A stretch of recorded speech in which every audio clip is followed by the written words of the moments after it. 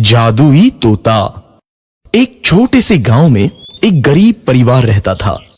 उस परिवार में रामू और उसकी बीवी सीता उसके बेटे चिंटू के साथ रहते थे। उसी गांव में एक तोता भी रहता था। उसका नाम था रघु। वो किस्मत का धनी था। जहां भी जाता वहां किसी भी चीज की कमी नहीं पड़ती थी। एक दिन रघु उड़ते उड़ते उस गरीब परिवार के घर गया। रघु सोचता है, अरे वाह, लगता है यहाँ आज बहुत अच्छा खाना मिलेगा। मैं पेट भर के खाऊंगा। वो एक कटोरी में रखे अमरूद देखता है। अरे वाह, अमरूद, मुझे तो ये बहुत पसंद है। मैं तो इसे पेट भर के खाऊंगा। रघु तोता अमरूद खाने ही लगता है। तभी सीता रघु को अमरूद खाते देखती है तो गुस्सा हो जाती है और उसे वहां से भगा देती है। भाग यहाँ से, न जाने कहां से आ जाते हैं। मैं तो परेशान हो गई हूं इनसे। सीता के भगाने के बाद रघु चुपचाप से एक कोने में रहता है। धीरे धीरे उस परिवार की बरकत होने लगती है।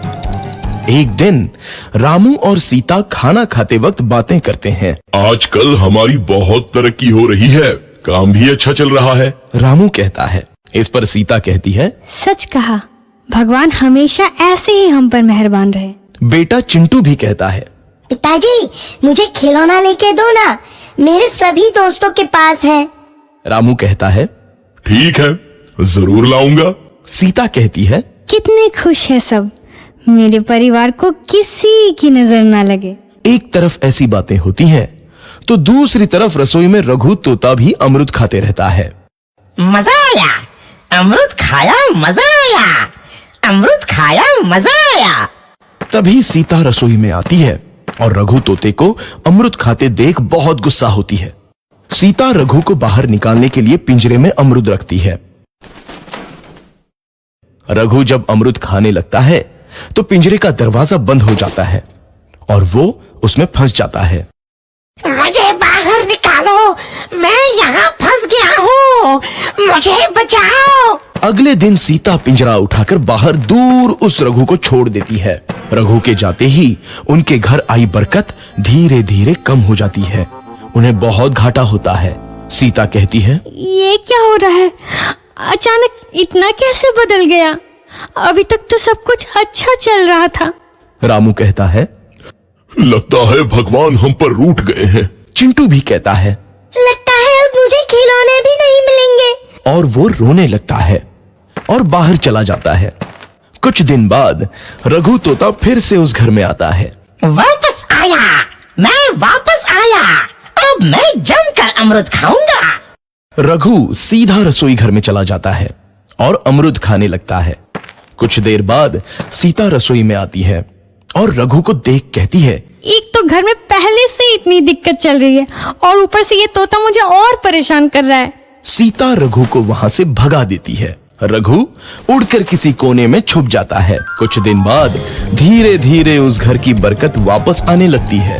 काम भी अच्छे से चलने लगता है। एक रात जब रघु तोता अमरूद खाने जाता है तो पिंजरे में फंस जाता है। ये लोग आखिर चाहते क्या हैं? एक तोते को शांति से अमरूद खाने क्यों नहीं देते? मैं कौन सा चोरी कर रहा हूँ? बस अमरूद ही तो खा रहा हूँ। तभी रामू वहां आता है और पिंजरे में रघु तोते को देख उसे बाहर छोड़ देता है। ये तोता भी कितना जिद्दी है, बार बार वापस आ जाता है। जैसे ही रामू रघु को छोड़ देता है, अगले दिन से फिर से उनके घर की बरकत जाने लगती है। काम में घाटा होता है।